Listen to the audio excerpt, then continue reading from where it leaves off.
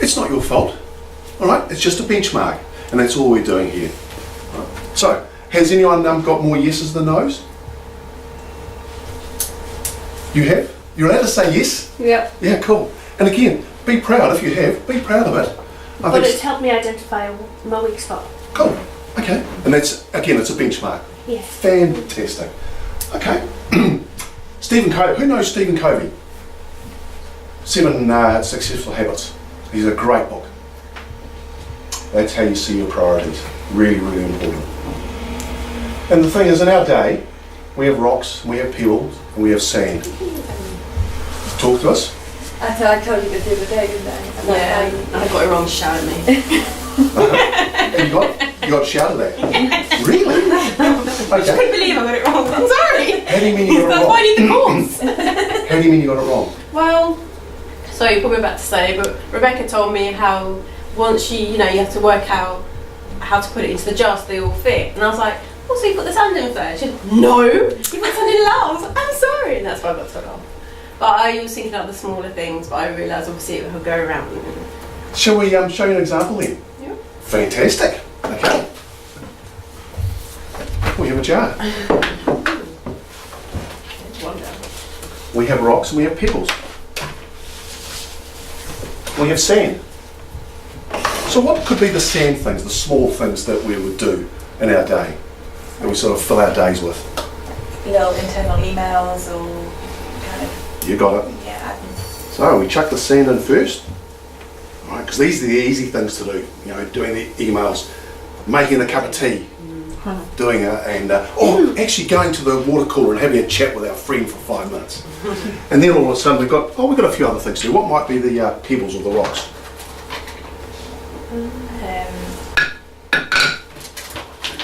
Bigger tasks such as,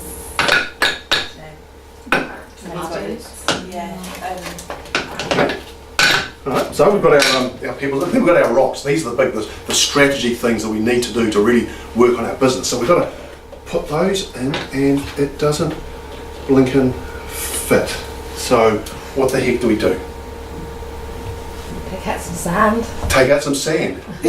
Okay. Let's see if we can do that.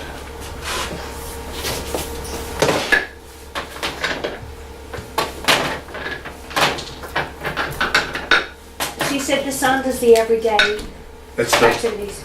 It's the small stuff that we do every day, the emails, going to the water cooler, just the procrastination stuff that we do. Which one is the school run and making dinners and prepping school uniform for the kids? That sounds quite important. Great question. Stones? What do you think it is?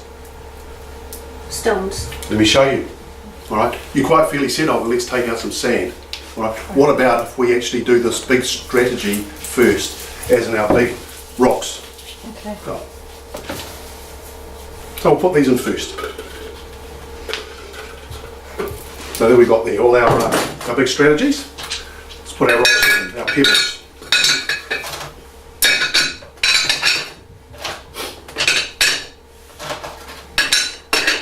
So we've done all the really good things now that make us money in the business.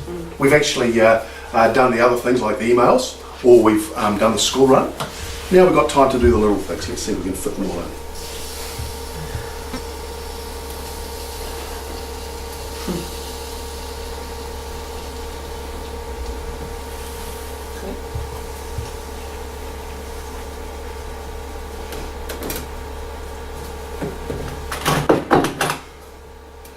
Works too. So in actual fact, we didn't need to take sand out, we just had to prioritise our time, doing the big stuff first. I spilled a little bit too. Does that make sense, guys? So, we use this analogy quite often because it's quite visual, that don't do the small stuff first, get rid of the big stuff, the strategy that makes you money. Because if you have money, you don't have skinny kids. Right.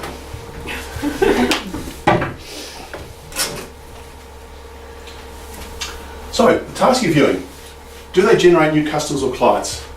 Yes or no? Do they retain an existing customer client effectively? Does it meet a requirement for compliance? Is it helping you in some way to get your tangible profit up? Really important, we like money. I know you English don't like talking about money too much. we Kiwis do. Money is good fun. So, if the answer isn't yes to any of these things, what might they be? Not rocks? Cool. So always use that as a test as to what you're doing, because you want to make rocks in your business, and especially for your boss as well. So, Helen, you might like this one because you just brought on a PA. And you might be paying your employee £20,000. How much value are you getting from your employee? From 1, no work's being done, to 10 being outstanding work.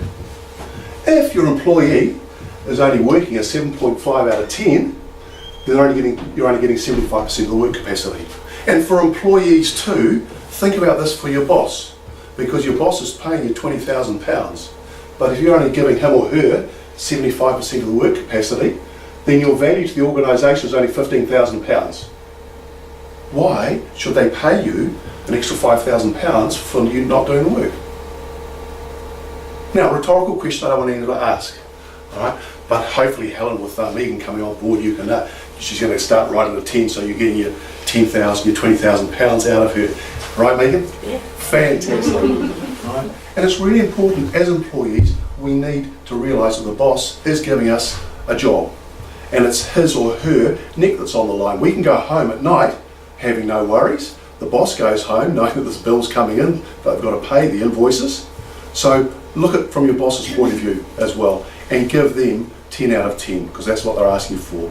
It means if you're doing that, you'll probably get a pay rise because they can see the value to your organisation, or if there's redundancies coming around, then you're not going to be made redundant. Cool? So hopefully you like that, Helen, for you.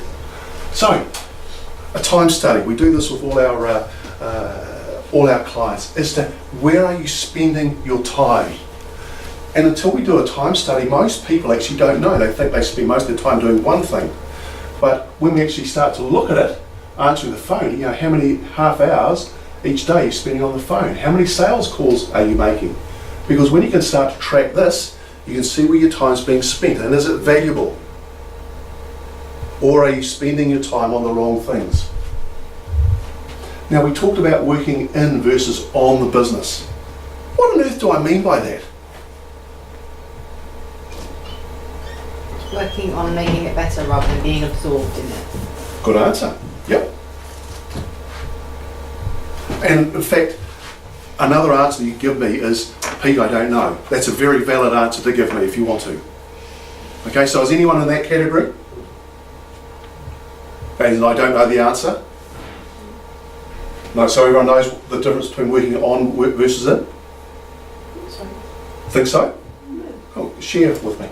Well, it's like when you're working in something, it's kind of like you're It's taken over.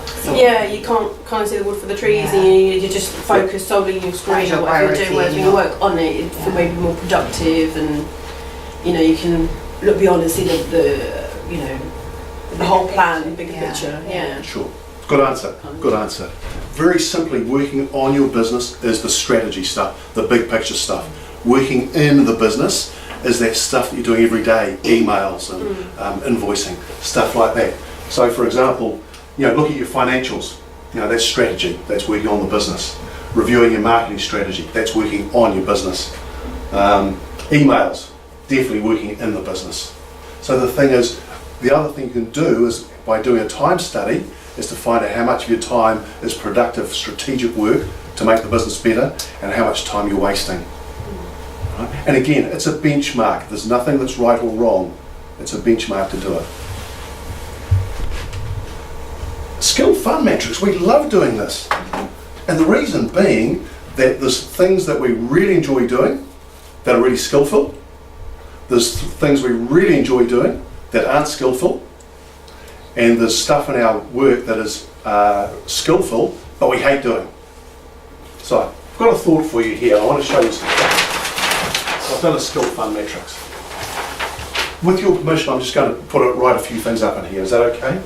So, and we've got here's low here and high up here. So, for example, low fun and low skill might be admin.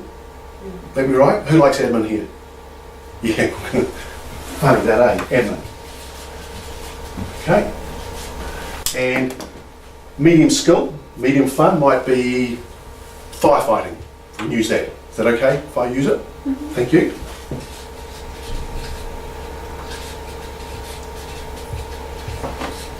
And then high skill, low fun could be marketing, as an example.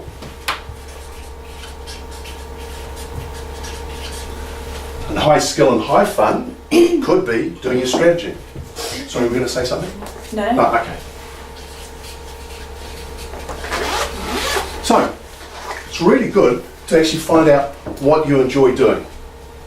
Now, especially if you're the boss, all right, the low skill, low fun stuff, you delegate.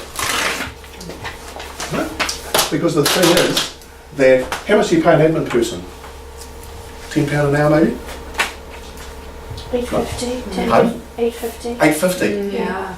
Okay, I've gone a little bit high. With your permission, could I use £10? And the reason being that I'm going to use some numbers and I want to use easy numbers for my school. Thank you. So, can you see this all right? Yeah, that's Okay. fine. So, here are our £10 an hour jobs. Right, firefighting, all right, it might be £20 an hour job. Okay? And then doing the strategy stuff, that could be £100 an hour jobs. Right, so we've got £100 out there. Now the thing is, quite often business owners get tied up doing this stuff down here. What a friggin' waste of time. All right, that's why you have staff who are better qualified than you to do the admin. A, they're going to do it far faster. B, they're going to do it far better. And I'm talking about myself because I'm hopeless at the admin. That's why Janelle does it. What it takes me an hour and a half to do, she does in about 10 minutes. All right? But here's the other thing. So say in the admin, you're doing 25 hours a week. And then you're doing firefighting, you're doing, say, 50 hours a week. So 25 hours at £10, now you can see why I use £10, £250.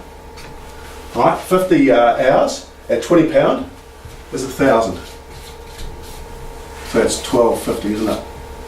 And you're doing 75 hours for £1,250. Is that a good use of your time?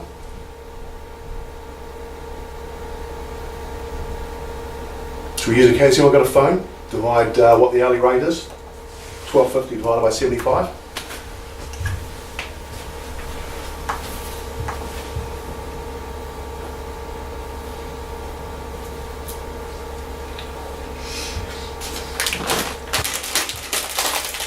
£12.50 divided by 75? Yep. 16.66. 16.66, so that's your hourly rate, 16.66. All right, as a business owner, is that a good value of your time? No. Darn right. Okay, so we need to be doing this stuff, and the better people are coming down here to do this. That's what we're doing about the skill fund metrics. Do it for yourself and see how you're getting paid. And I'm getting. On the back of that. Oh yes, thank you. And you see, this is why I have such a fantastic PA. On the back, you've actually got a skill fund matrix.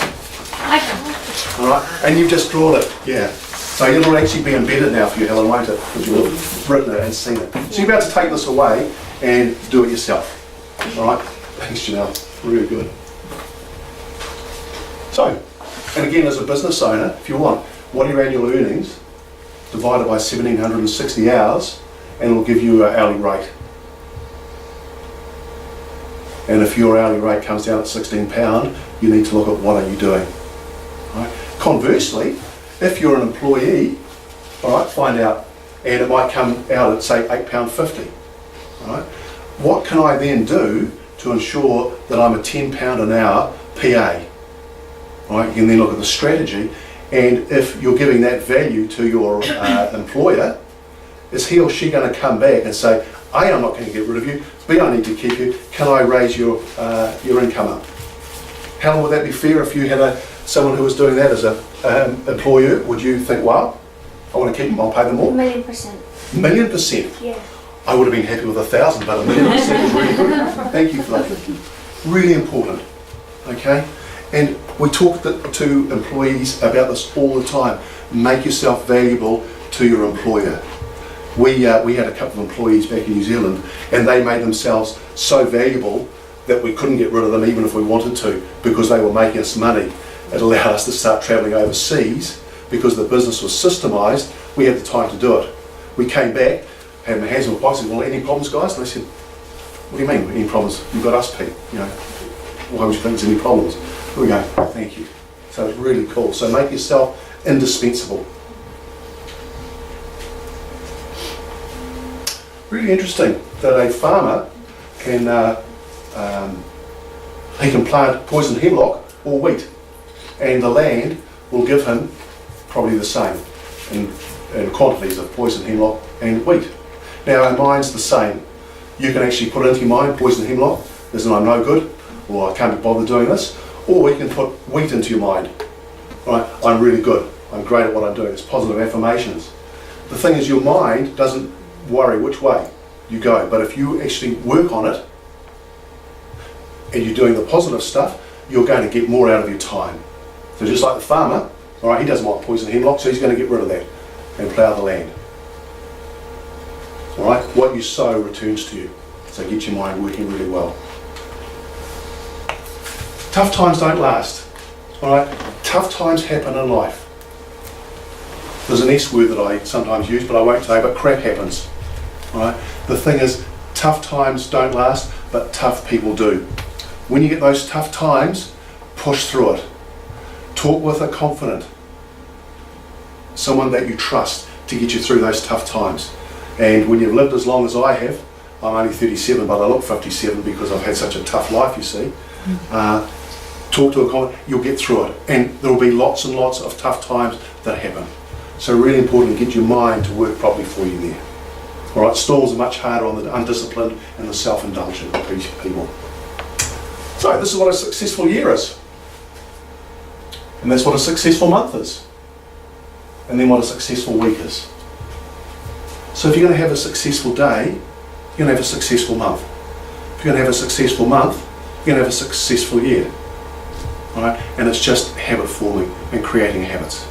Because habits either work for or against you. And if you want to write your own obituary, take any habit you practice and multiply it by 365.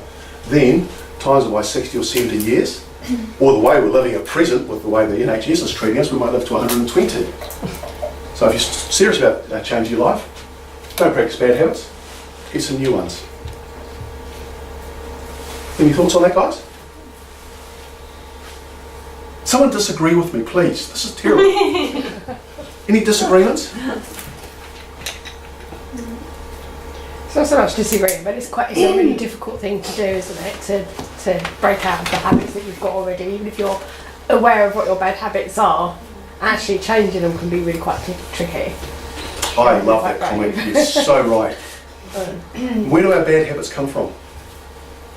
Ourselves and our environments and our decisions, I suppose. I don't know. Environment? You're absolutely right. I'll come to that. Helen, you want to say something? This could be if it's given to young kids just leaving school, just about to have their careers, meetings and everything else. People like at a crossroad in their lives, then they can self-evaluate for themselves, and they know it's enabling them, it's giving them the power, and so there you go, there you're not writing in pencil anymore, there's a pen, click it, Yep. get ready, Yep. you're going to make your own future. Oh, but Yep. I don't know this, I don't know that, wishy-washy. Intent, positive mindset. I like what you're saying. All right. In fact, we need to go back a little bit earlier, because we need to get kids before they're 7 to get their right mindset and to get the timing right. Because when people have good habits when they're young, they grow up to be really good citizens. And just going off the subject respectfully, there's so many parents out there that are abdicating the responsibility by putting it all onto the school. Now, it's not the school's job, it's you as a parent, it's your child. And you talked, Olga, about environment. That is so true. All right, there's 3 things in the environment we need to look at. It's our physical, our knowledge, and physical knowledge. I'll come to that, it'll come to me in a minute. But our physical environment is the way we dress. Right? The other is people, physical, people and knowledge. So the physical, the way we dress. If I was standing here in a pair of rugby shorts and a t-shirt which I really like coming from New Zealand, you'd think, hang on, this guy's meant to be a business coach, he looks like a piece of rubbish. Right? So I dress like this. You dress like that because it shows your motive. Right? You guys dress nicely to work upstairs. You're not going to come to work in an old scruffy t-shirt, because that's not right. The people you're around with, your environment. Okay? If people are putting you down, run. Run as fast as you can away from those people, because they will keep pulling you down. Deal with people that positively uplift you. Spend your time with them. And then the last one is knowledge. Right? The environment, if you want to get more knowledge, how do you spend your time? Watching TV, reading books. That's how you change your environment and you change your time to be the best you can. So great comments, ladies. Thank you very much for that. So how do we prioritise our time? So we start off and we have the distractions, the urgent and the not important. All right, what could that be, urgent and not important? So every task is either is on like a scale like this, whereas one, it can be urgent but important, or urgent, not important, and vice versa. Cool, so what would be a non-urgent and not important task?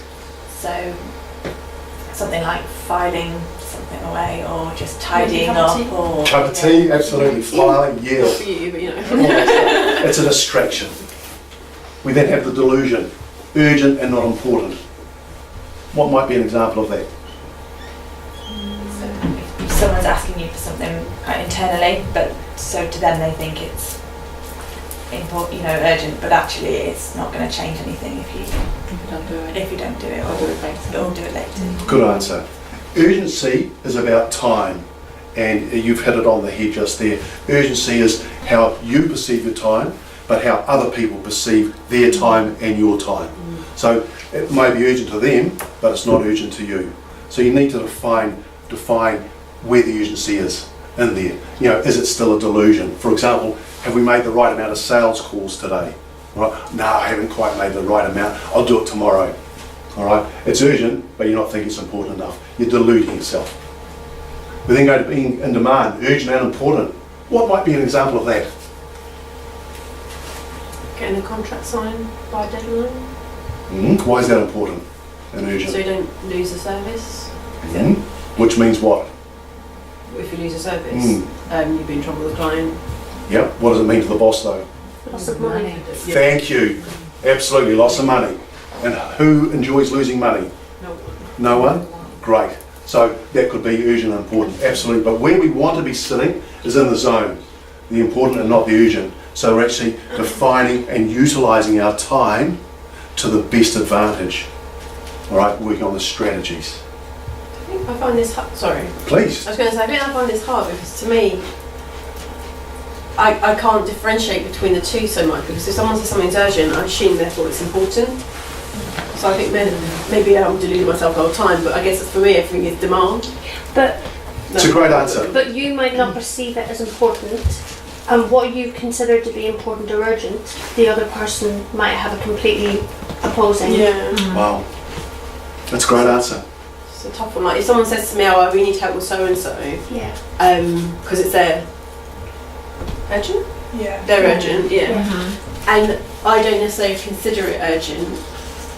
No, But because I they wouldn't use- consider it to be urgent, you treat I it kind like of it's get urgent. that Yeah. one, don't I? Yeah. Yeah. So my Yeah. stuff goes out towards side, and I take down their urgency. yes. Wow. Great answer. That's very you, Yvonne, yeah. Yeah. Oh. Thanks, Polly. So, am I hearing you say that people can come to you and you put your time or your stuff aside and you deal with it? Is that what I'm hearing you say? Yeah. Yeah. Okay, yeah. Yeah. All right, to her detriment? Yeah. I Isn't would that say interesting? from working with Yvonne that she's always keen to help others. Yeah. And if something's urgent if I've got something I'm like, this is really important, Yvonne, can you help me? Even if something she's doing is urgent to her, she'll still put that aside and help me. That's what happens. Okay. I Wow. don't like seeing other people struggle. But then Yeah. you would say work an hour late because then you've put your stuff aside so that you can still get your stuff done. Yeah. So it's not that you don't get your own done, you're just very helpful. Question for you. Are you valuing your time? I'm in trouble now. No, you're actually not in trouble. But what a fantastic attribute to have, that you will actually put your stuff aside. I'm really quite humbled by that comment that you're doing, what your ladies have said about you. However, in the long run, it could be to your detriment, because if you continue to put your stuff aside, you're going to be subservient. Sometimes you have to say, look, I'm sorry, I have this stuff I have to do, it's urgent, I can come back to you in half an hour, is that okay? Or an hour and a half. Yeah, sometimes I do that, sometimes. Or negotiate and say, right, here's the deal, I'll crack on and help you get your urgent stuff done, but the deal is, I need to have mine done too, so I'll give you a second pair of hands, a second opinion, second set of eyes to help you, and then you do the same. Love that. Love that. Great attribute to have. Would you like to come and work down here? I can't get away with that, can I? Okay. So, daily planning. Get yourself an action list. Alright, A, B, C, D, E. What you got to do. And at the end, eliminate what you don't need to do. So we're going to have a look at time vampires fairly soon. Diarise it. I'm sick and tired. My worst habit is writing my writes to-do on the list back of envelope. on the back of my envelopes. She can't put my to-do list. I'll suddenly think I need to do X, Y, Z, so I'll write it down on the nearest bit of paper, Well, she's and then I'm got about 10 collecting like to-do loads of lists. to-do lists. I'm going to help you with that.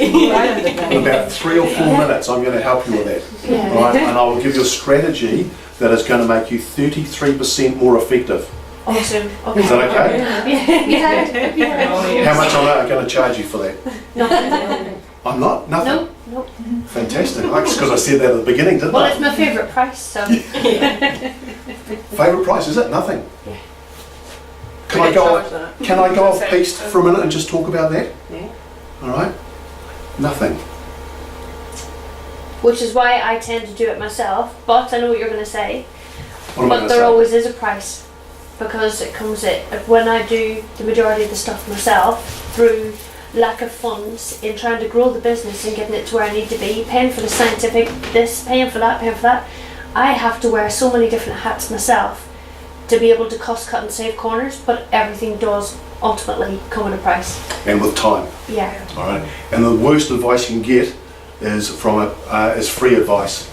How many times you had advice on your financial status from a person who's not particularly financially accurate or got a financial acumen? Be prepared to pay the price sometimes, because what you might pay for £100, you're going to get £300 worth of value. All right, because it means you can then work on your fund skill that you can work up here more. All right. Now, sorry, that's just going off piste when we talk about that. Be prepared to pay the price if you need to, not every time. Why have we got frogs there?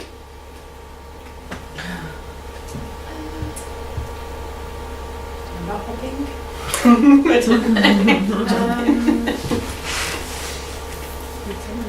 Want you to eat a frog every day. Eating the frog every day is the task that you don't want to do. Get it done right at the start. And as I say here, do the most difficult task first. Once it's out of the way, you're going to have a really good day. Can I delegate, please? I've got one that's really bothering me. Really bothering me. What is it? I sorted out the one about that customer from the last time with the whole PayPal dispute thing. Yep. That's fine. But I've got another one, and she's just she's obviously got what I consider to be displaced aggression.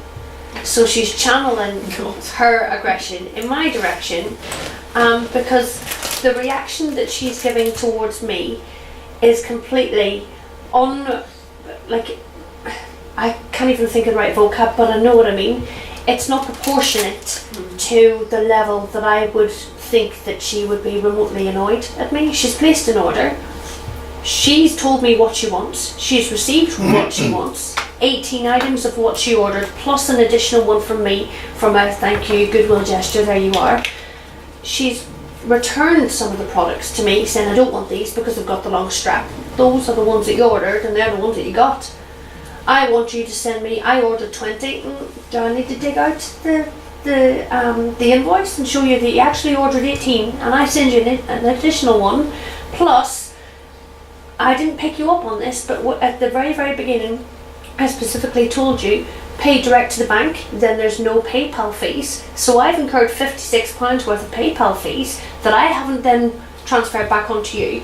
In addition to that, I've charged you the cost price, and because I've now posted 3 different times, so the cost of £20 each time I've posted items to you, and the £50 PayPal fee, it's actually cost me money to send you these products. I don't want to deal with you, and you've got the arrogance and the cheek to come back at me and say, I'm not happy, is this the way you treat your customers? I think I've treated you better than I've treated anybody.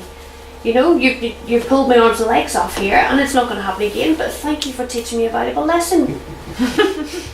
Now jog on.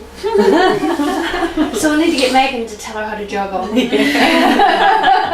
Because I've just invested too much time in this. How can we turn around to make her a raving fan? Doing one of the things that I've done. I've got but she isn't aware of this yet. I've got an article in a magazine. I can't share that with her for fear that she would share it on social media before it's in print. And I've actually credited her company quite nicely with a couple of other credits. So she's getting a free plug, free advertising. I'm going to take this offline because we could spend quite a bit of time doing this. But the first question I ask is, what's this lady's issue? Do we know? No. We don't know. No. Okay. So the thing is, there's obviously an issue there, and quite often it's our perception of, we have these companies. In fact, here's a classic for you. All right, we're dealing with a client at present, and 2 weeks ago we saw them, and we haven't heard from them since. We've just put them into a new program. They refuse to return our phone calls, our emails, our text messages. Well, what the hell is going on? All right, they've just gone. No communication whatsoever. And I'm thinking, wow, what the hell's happened? So I emailed them this morning and I said, Johnny, what have I done that's offended you? What have I said that may have offended you? What is it that may have been contributed to this? Right? Thinking that I have done something really bad. Right? He has come back and he said, Pete, you haven't offended me at all. I've just lost all my staff. I'm back on the tools. I've actually got no time to do anything. All right? And I'm really struggling for money. Now, my perception was that I had done something inherently bad, whereas his actual reality was he couldn't talk with me. And that's because he was struggling mentally, physically, everything. So sometimes when and I don't know enough about this lady, well, if you want, we'll talk afterwards. Okay. But it's a case of going back and finding out what the issue is. This is amazing. They might say, I just had a really bad week there and I took it out on you. Oh, how can we fix it? But just a gone off piece there. Is that okay for me doing that? Yeah. Okay, our reality and our perception is totally different to what our clients are sometimes. Mm-hmm. And until we know what they're thinking, we can't make amends or make the changes that need to be to bring them back. We're going out to see Johnny this afternoon. We said, look, we are your coaches. We're coming out to see you. We're going to help you with this. He said, oh, but I can't afford this at this. No, Johnny, we are your coaches. We are your coaches for life. We're coming out to see you. And he's going, oh, because now all of a sudden someone is there to help him who's not emotionally involved. Right. Now, I said to you I was going to help you to become 33% more effective. Stop writing notes on your piece of paper and use a frog book. This is my frog book. So you can see I have got no frog to eat today. In fact, I haven't had a frog. Sorry, I had one frog back here on the 12th of the 1st. I had to make a 4:30 phone call. I didn't want to make that phone call. Okay, and it was at the end of the day. So, the task I've got to do today, which is going to contribute to my quarterly plan. Follow up phone calls and emails. And other tasks or projects. And please note that when I do it, I tick it off. Really important that when you do it, tick it off to show that it's done. It's incredibly powerful. And every night at 5 o'clock, on my default diary, which I'm going to show you, I have frog sheet. So I work out what I have to do the next day. So that when I walk in here, I know exactly what I'm going to do, as opposed to sitting down and having coffee with Janelle, which I actually do, to be truthful, because I really enjoy that. But I've got this written down. All right? And on the other page is just all the notes that I make that go with that day. If you do that every day, all right, and keep it with you, I keep this with me all the time, all right, you'll become 33% more effective because you'll start to get things done. I find it hard to make lists at the beginning of the day or the end of the day because I'm always like, even like keeping a timesheet, I'm just rubbish at it. Because one of our colleagues, she's really good at keeping time sheets. She goes, oh, just, it's only 50 minutes at the end of the day, but I'm always like, well, I need to get so done, and I don't have that 15 minutes in my mind. And even at the beginning of the day, when it's like, right, what am I to do? On my to-do list is to make a to-do list, and I'm just like, rather than writing it, I'm like, yeah, I just want to get started, so it moves to one side and get started on it. Do you know what I mean? So You've made a really good point there. I never actually, do that. Because you're right, I'm the same. Because this sits on my desk during the day, and when something pops into my head, I write it down. And when I first started off, at the end of the day, I would prioritise these. So I'd go 1, 2, 3, 4.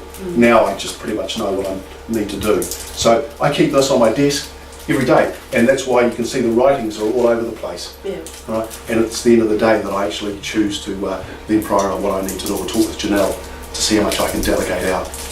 Right? If you want to copy it, I'd make a suggestion to that. go on.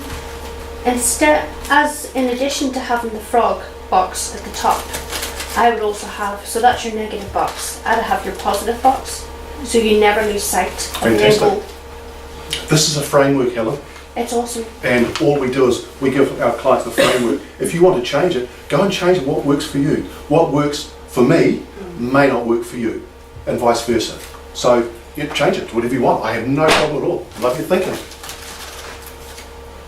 The other, bite-sized. The really important thing is sometimes we think the problem is too big. Chunk it down. Do one little bit at a time, right?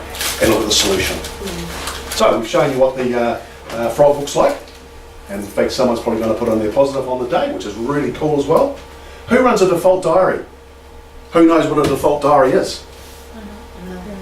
Cool. I think we all probably will somehow, because it's on your phone, it's in your calendar settings, so when you get an email to say that such and such an appointment, you just click on it and you get offered the opportunity to, do you want to save this as an event meeting, and it'll go and import it straight into your calendar.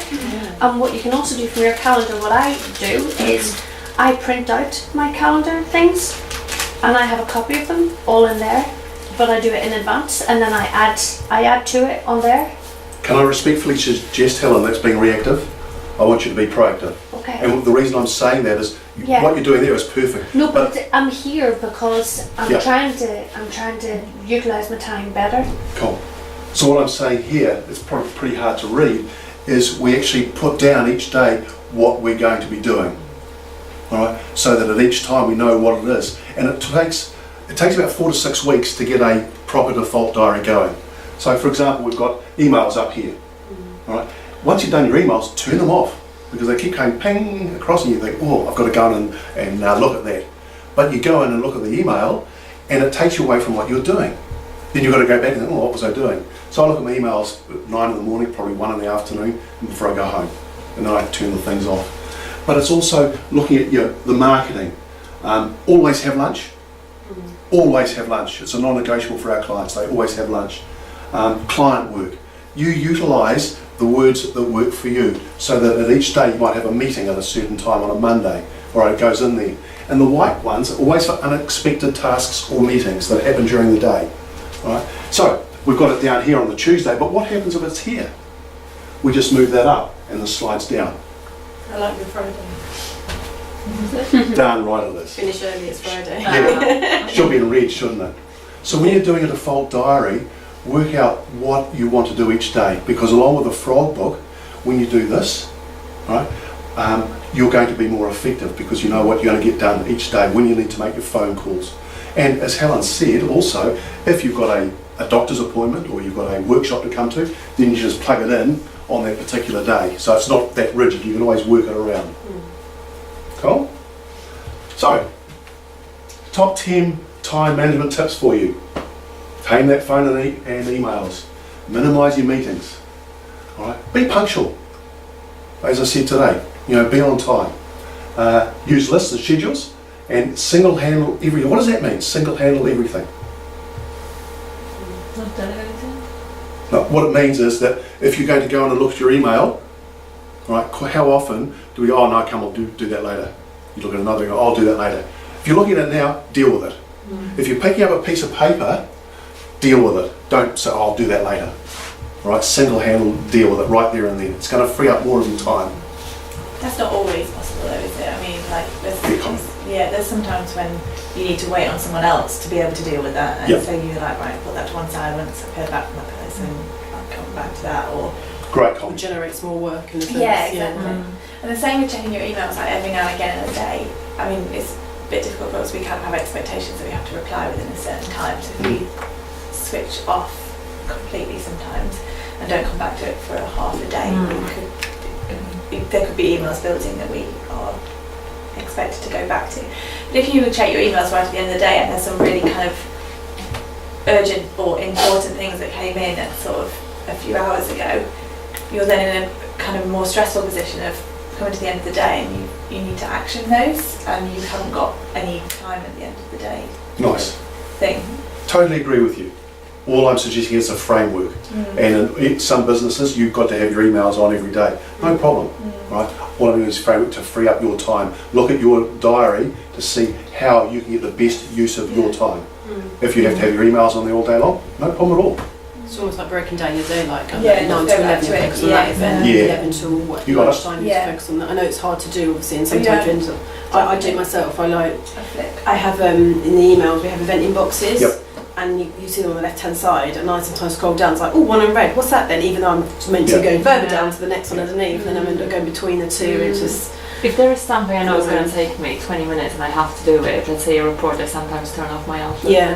Because Nice. I just know Yeah. otherwise I will be checking my Yeah. emails. Yeah, we see Yeah, it that's And really people can wait 20 minutes Yeah. just to get it done. Get rid of time vampires as well. Those people that just want to quickly come in for a quick chat. No, my time's valuable as well because they actually don't value their time or your time. Isn't it weird that by complete accident, and not intentional, but just the way that my life is, I do my emails first thing in the morning before I get little Lynn's ready for school. I then do my emails again whenever I'm sat in the car park before I need to cut, because I always get to school, I sit in the car park for half an hour, 40 minutes before I need to collect them, so that's quiet time, emails again. And then after I get them to bed, Fantastic, well done.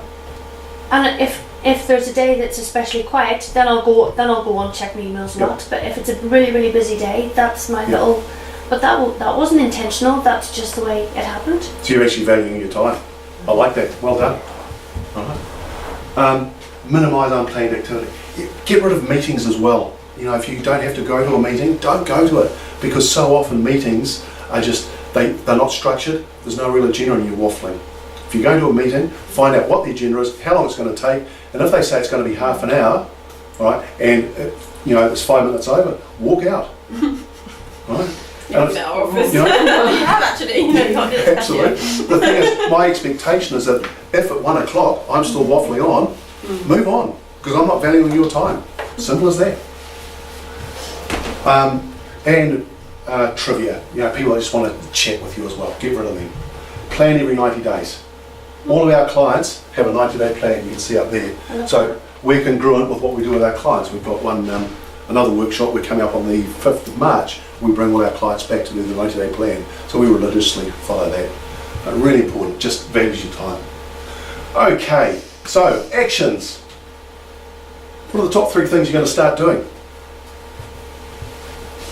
To do this at the end of the day.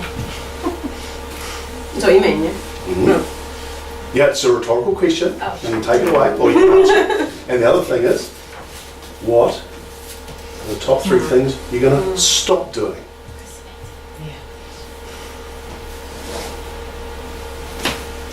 That's it, ladies. Any questions, any comments that you want to? When you spoke about the 90-day plan there, what sort of things do you list on each day? Because, like, at what level is the information that you list? Why don't you have a look? Yeah, hold on. All right, we'll take you Can through. I make a suggestion? When you're looking at your strategy or your plan for 3 months ahead, you'll say, right, well, 3 months I want to achieve X.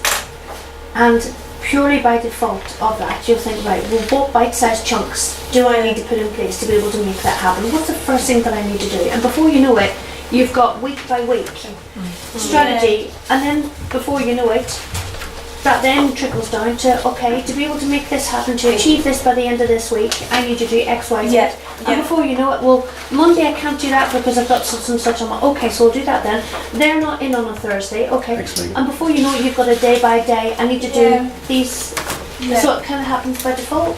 Yeah. Is it the best way to answer that? It's a fantastic answer.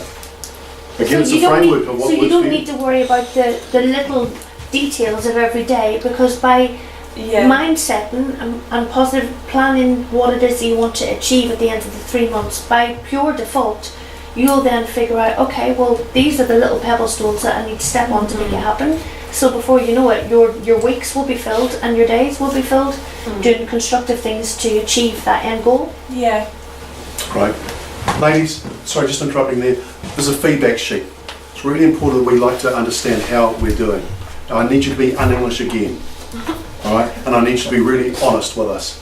That if it's been really good, let us know. If there's something that needs to change, please let us know. By having the feedback and the honest feedback lets us know how we can improve. Please, thank you. I might have something to eat now. Okay.